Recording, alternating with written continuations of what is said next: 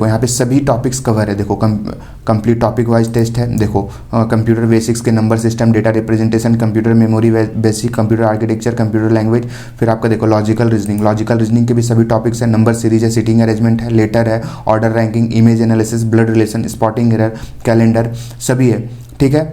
फिर आपका इंग्लिश के टॉपिक वाइज है, सब्जेक्ट है, देखो वर्ब, टेंसेस है। सो हाय गाइस, स्वागत है आपका एक बार फिर से हमारे चैनल में। तो दोस्तों महाराष्ट्र MCA CT 2024 का एग्जामिनेशन जो है अब ज़्यादा टाइम नहीं बचा है।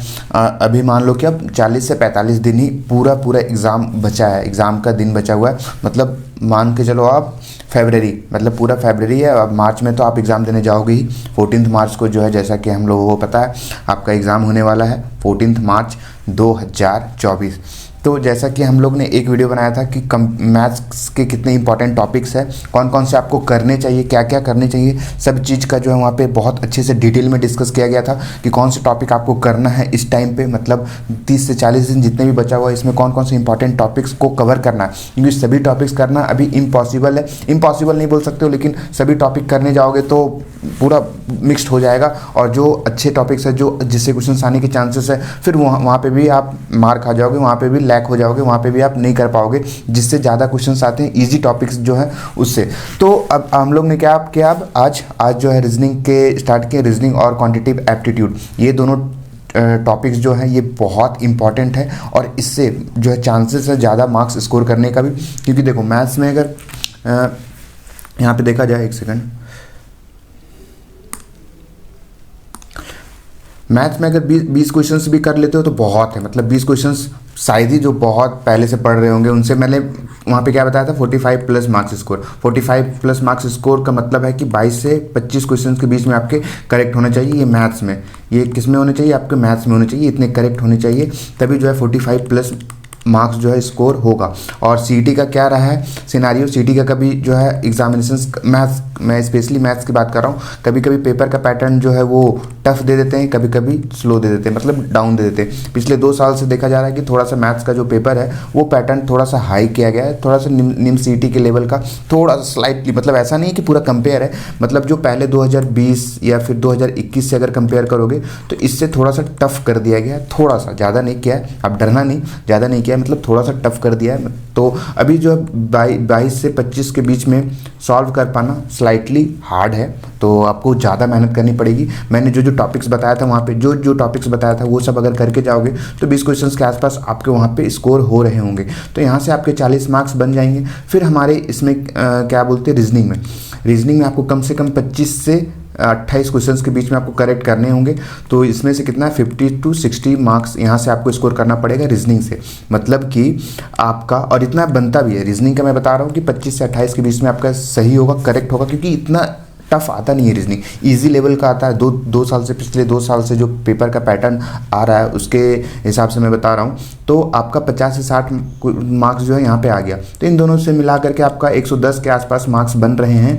अगर इतना बन जाएगा, अगर इतना आपका बन जाएगा, 100 के आसपास भी बन जाएगा, 60 भी आता है यहाँ पे, और यहाँ 40, 100 भी यहाँ पे अगर आता है, तो 20 से 30 मार्क्स आपको कंप्यूटर और LR में आपको उठाना है। इतना आप लेकर के चलो टारगेट। कंप्यूटर में कितना 20 से 30 मार्क्स अगर आप निकाल लो, इतना आ जाए तो 130 आपके लिए अच्छा स्कोर होगा। 95 प्लस आने के चांसेस जो है आपके बढ़ जाएंगे। नेगेटिव मार्किंग नहीं है, अभी नेगेटिव मार्किंग नहीं है, तो आप 130 प्लस का टारगेट रखो, आपके लिए सेफ स्कोर है। पहले क्या होता था, पहले तो आपका अगर 110 भी है तो इसमें जो है आपका आराम से 99 परसेंटाइल आ सकता था, लेकिन अभी 130 में 90 परसेंटाइल टू 95 परसेंटाइल आने के चांसेस है। इसमें जो आपका ठीक ठाक कॉलेज मिल जाएगा। कोशिश करना कि ज़्यादा ही लाने का, लेकिन एक अभी से जो प्रिपेयर कर रहा है मैं उसकी बात कर रहा हूँ। तो आप रीजनिंग में जो है 25 से 28 क्वेश्चंस कैसे करेक्ट करोगे, ये भी बहुत बड़ा सवाल है, बहुत ही बड़ा क्वेश्चंस है कि आपको कैसे करना है यहाँ पे। तो मैंने कुछ टॉपिक्स उठा करके लाए, क्वांटिटेटिव एप्टीट्यूड और रीजनिंग के ये मिक्स टॉपिक है। मैंने इंपॉर्टेंट जो है मिक्स टॉपिक आप लोगों के लिए लाया है, और इससे क्वेश्चंस आने के चांसेस भी ज़्यादा होते हैं। ज़्यादातर इसमें क्वांटिटेटिव एप्टीट्यूड का है, तो मैंने लास्ट वीडियो में भी क्वांटिटेटिव एप्टीट्यूड का जो अर्थमेटिक जो हमारा सेक्शन है उसमें बहुत सारे कवर कर दिया था, बहुत सारे टॉपिक्स, लेकिन आज फिर से मैं टॉपिक्स जो है उसमें कवर करूँगा। तो ये देखो मैंने ये दोनों का बना करके रखा है यहाँ पे, analytical ability and logical reasoning. तो हमारा जो है ये देखो अर्थमेटिक का पार्ट कौन कौन सा हो गया, एवरेज हो गया, कैलकुलेशन हो गया, एनालिटिकल रीजनिंग का ये पार्ट है, फिर हमारा पजल रीजनिंग का पार्ट है, फिर ये रीजनिंग का पार्ट है, सिलोजिज्म रीजनिंग का पार्ट है, कोडिंग डिकोडिंग। तो मैं जो रीजनिंग का पहले डिस्कस कर लेते हैं। रीजनिंग में जो हमारा ये पजल वाले क्वेश्चंस पहले काफ़ी आते थे, लेकिन अभी 2 साल से थोड़ा सा पजल इसमें क्या कर दिया, पजल बोल सकते हो आप, सिटिंग अरेंजमेंट में दे दिया, ब्लड रिलेशन में दे दिया, इस टाइप में जो है वर्ड प्रॉब्लम वाले क्वेश्चंस है वो इस सब में करके दे दिया है। पहले पजल्स के काफ़ी ज़्यादा टफ क्वेश्चंस आते थे, तो अभी सिलोजिज्म्स के तो एक क्वेश्चंस पक्का आना ही आना है। कोडिंग डिकोडिंग से बहुत क्वेश्चंस आ रहे हैं, मतलब 3 से 4 क्वेश्चंस इससे एक्सपेक्ट कर सकते हो। पिछले साल भी आया था। कोडिंग डिकोडिंग बहुत ही ईजी है, मैंने हमारे लेक्चर्स में भी इसे कवर कर रखा है, और जो अभी कवर नहीं हुआ वो आने वाले टाइम पर सारा रीजनिंग के जो है टॉपिक्स वो कवर हो रहे होंगे। फिर आपका सीटिंग अरेंजमेंट है, ये भी मैंने कवर कर रखा है। डेटा अरेंजमेंट है, नंबर सिस्टम जो आपका अर्थमेटिक का पार्ट हो गया, टाइम एंड डिस्टेंस, फिर ब्लड रिलेशन आपका रीजनिंग के पार्ट है, तो ये भी मैंने कवर कर रखा है। ब्लड रिलेशन से भी क्वेश्चंस आते हैं, और ये पजल टाइप के आते हैं, मतलब थोड़ा सा इसमें वर्ड प्रॉब्लम वाले हैं, थोड़ा सा आपको पढ़ना पड़ेगा। तो आप अच्छे से प्रैक्टिस करना। प्रैक्टिस कहाँ से करोगे, सभी चीज़ मैंने टॉपिक वाइज जो है अपने वेबसाइट पे टॉपिक वाइज टेस्ट, अगर इन सभी का टॉपिक वाइज आपको प्रैक्टिस करनी है कंप्लीट टॉपिक वाइज, तो सारे का जो है टॉपिक वाइज टेस्ट मैंने डाल रखा है। अपनी वेबसाइट पे जाओगे www.mcagyan.in पे, या फिर यहाँ पे देखो ये दिया गया है, यहाँ पर आप जाओ और विजिट करो, और कंप्लीट टॉपिक वाइज टेस्ट है, वहाँ जा कर के जरूर से ज़रूर दो। इन सब टॉपिक से अगर एक एक दो दो क्वेश्चंस, मतलब 10-10 क्वेश्चंस भी प्रैक्टिस कर लोगे ना, तो आपके लिए एक कॉन्फिडेंस आएगा। वो कॉन्फिडेंस जो है एग्जाम में सीधा दिखेगा, या फिर जब आप मॉक दोगे तो मॉक वहाँ पे भी अवेलेबल है, तो मॉक दोगे तो मॉक में ही आपको पता चलेगा कि हाँ सही बात है अगर टॉपिक वाइज टेस्ट हमें अच्छे से आता है, अच्छे से देना है, तो ये काम हो जाएगा। तो इतना हम लोग वहाँ पे कर सकते हैं, ठीक है। तो मॉक टेस्ट देना है वहाँ पे। फिर आपको क्या करना है, आपको ये देखो, फिर डायरेक्शंस के क्वेश्चंस है, क्लॉक एंड कैलेंडर क्या है, वेन डायग्राम क्या है, फिर मेंसुरेशन बहुत इंपॉर्टेंट है, मैंने कवर भी कर रखा है मेंसुरेशन। मैंने लास्ट वीडियो में बताया था मैथ्स वाले में कि आपको मेंसुरेशन के जो है फार्मूला, इसके फार्मूला आपको याद होने ही चाहिए, बहुत इंपॉर्टेंट है। पीएनसी तो आपका अलजेब्रा ये सब डिस्कस कर चुका हूँ। टाइम एंड वर्क है, ये बहुत इंपॉर्टेंट है, इससे क्वेश्चन आपको आएंगे ही आएंगे, इंपॉर्टेंट है। देखो इंपॉर्टेंट में मैं बात कर ले रहा हूँ, तो एवरेज, ये एवरेज का बोल सकते हो इंपॉर्टेंट आएगा ही आएगा। फिर आपका कोडिंग डिकोडिंग का मोस्ट इंपॉर्टेंट है, सिलोजिज्म का मोस्ट इंपॉर्टेंट है, ये सीरीज है, सीरीज का मोस्ट इंपॉर्टेंट है, मतलब नंबरिंग न्यूमरिक सीरीज भी आएगा, और फिर आपका अल्फ़ाबेटिक सीरीज भी आएगा। तो सीरीज वाले ये तो वीवीवीआई कर लो, वीवीआई, ये कोडिंग डिकोडिंग को वीवीवीआई कर लो, बहुत इंपॉर्टेंट है ये।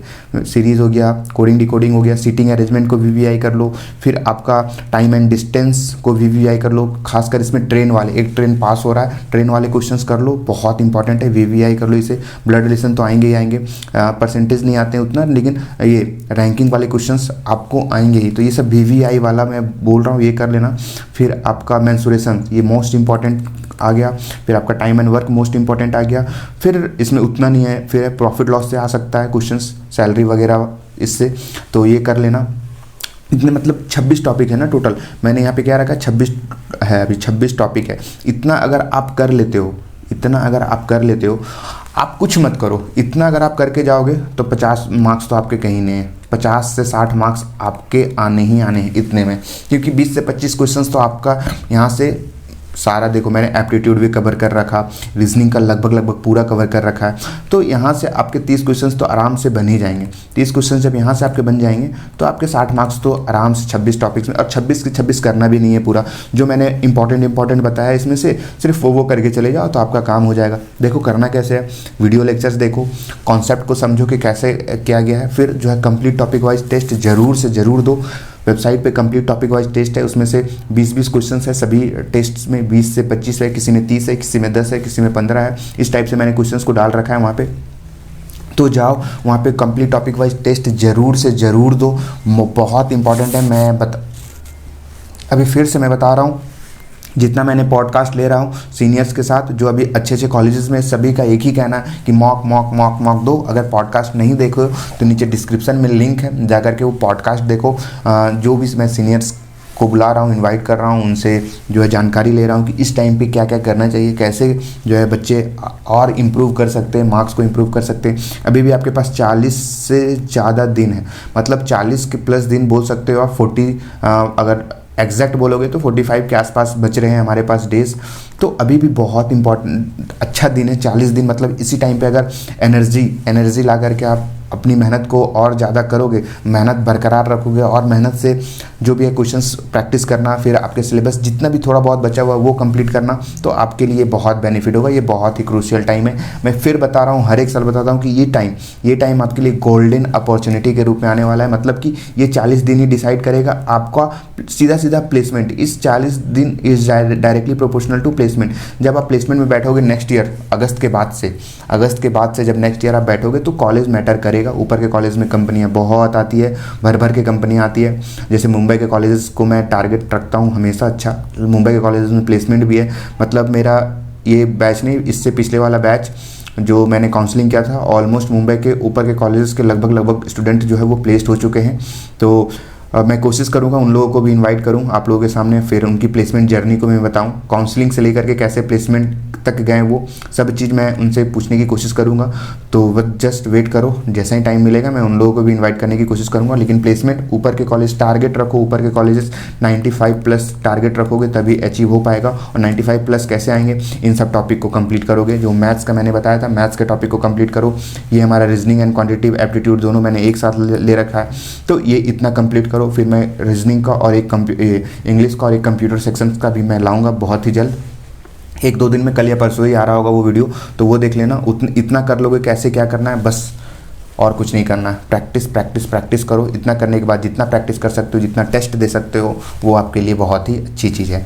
तो बस दोस्तों, आज के लिए इतना ही रखते हैं। और ये सब इतना करके करो, खुद ब खुद जो है कॉन्फिडेंस आपके अंदर देखने को मिलेगा। और मैथ्स वाला वो वीडियो नहीं देखे हो कि कौन कितना इंपॉर्टेंट है, कौन से है, तो वो भी जा करके ज़रूर से ज़रूर देखो।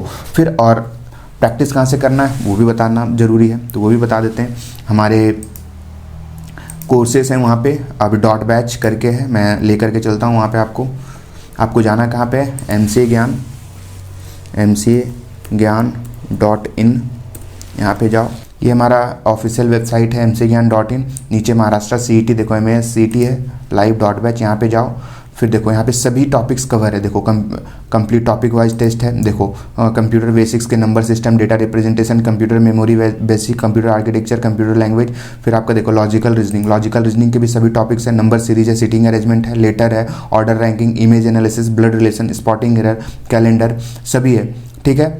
फिर आपका इंग्लिश के टॉपिक वाइज है, सब्जेक्ट है, देखो वर्ब, टेंसेस है। फिर आपका रीडिंग कम्प्रहेंशन है, मतलब पैसेज, फिर पैरा जंबल, कंप्लीटिंग स्टेटमेंट, ये सब है। देखो क्लोज टेस्ट है, items and phrases, English analogy है, सिस्टम फॉर्मेशन है, सेंटेंस फॉर्मेशन है। फिर यहाँ पे देखो लगभग सभी। फिर देखो यहाँ पे कंप्लीट टॉपिक वाइज टेस्ट किसका है, ये हमारा मैथ्स का है। देखो मैथ्स में देखो लगभग जितना है, अभी और मैथ्स के और आने बाकी हैं कंप्लीट टॉपिक वाइज टेस्ट में।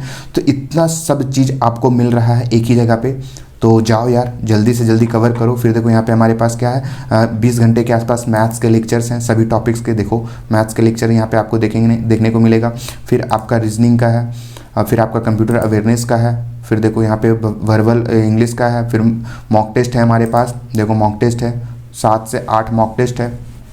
तो इतना सी मिल रहा है आपको बस एक ही प्लेटफॉर्म पे। तो जाओ, नीचे डिस्क्रिप्शन में लिंक है और जल्दी से एक बार विजिट करो, देखो, समझो और फिर जानो। थैंक यू, मिलते हैं नेक्स्ट वीडियो में। तब तक के लिए आप बस पढ़ते रहो।